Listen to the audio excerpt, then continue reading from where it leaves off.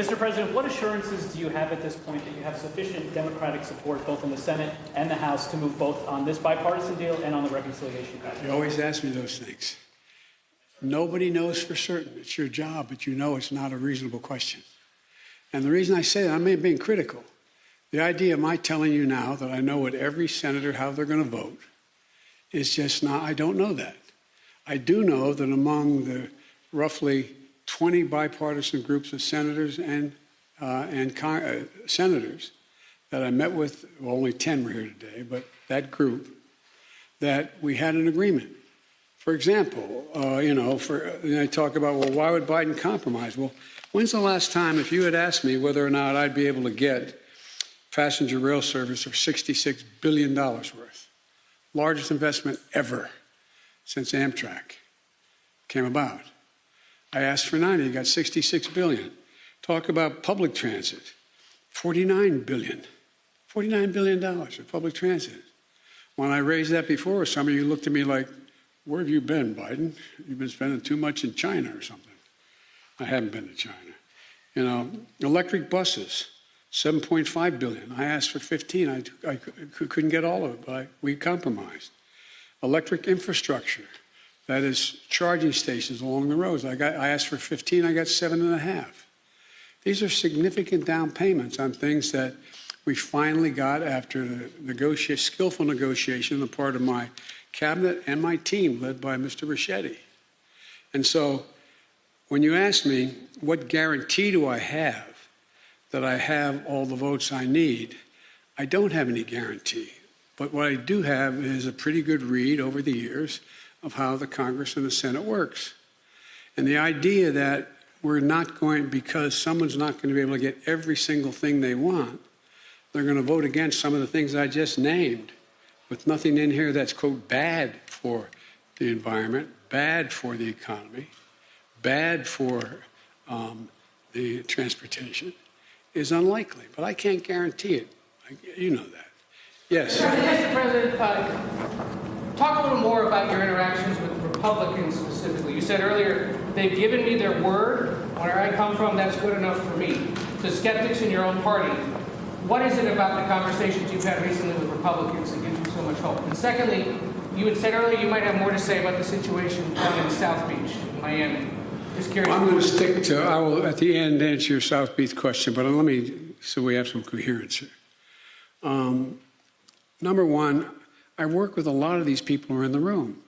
I know them. Everybody knows, and you guys know, when certain senators tell you something, they mean it. And others you discount. Where I come from, in my years in the Senate, the single greatest currency you have is your word, keeping your word. Mitt Romney's never broken his word to me. You know, the senator from Alaska and the senator from New Hampshire, they've never broken their word. I'm from Maine. They've never broken their word from their friends. And so the people I was with today are people that I trust.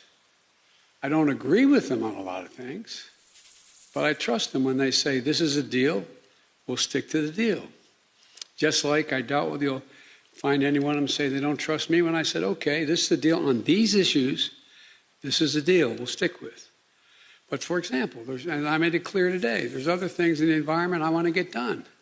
I think we should have the $300 billion tax credit for dealing with the environment. It will be a giant tax cut for corporations, but it'll also be a giant move toward weatherizing every building in America and all the things we need to do. So there's things, and so when I said we agree, I'm not going to go back and renegotiate the Amtrak piece, but I am going to fight for trying to get $300 billion more for tax credits for the environment. That's about the best that I can answer the question. Yes, ma'am. Mr. President, can you answer a question?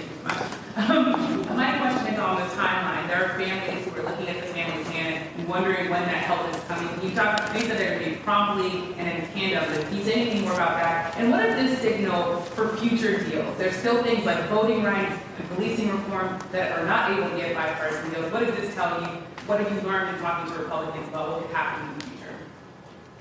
Let me take, you asked 3 essay questions. And legitimate questions. We asked 3 of them. The first one related to what again? The first questions on the timeline. When do you think this 2 track? And you said when people are waiting for relief. I got them $1.9 trillion relief so far. They're going to be getting checks in the mail that are consequential this week for childcare. A lot has been happened already, number one. Number two, I'm going to fight like heck to get them the rest of what I think has to be done. On education, for example. My proposal was in the family plan, early education and free community college. I'm going to fight like the devil to get that done. But it's not going to be with Republican help. I'm going to have to get every Democrat and do it through reconciliation if it gets done. So that's number one.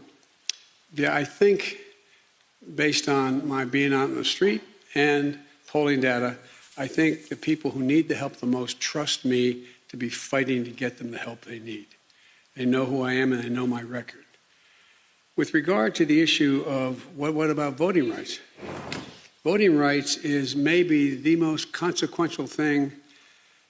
I think I'm going to be going around the country, spending time making the case to the American people that this isn't about showing an identification that this is who I am when I vote. This isn't just about whether or not, you can provide water for someone standing in line while they're waiting to vote.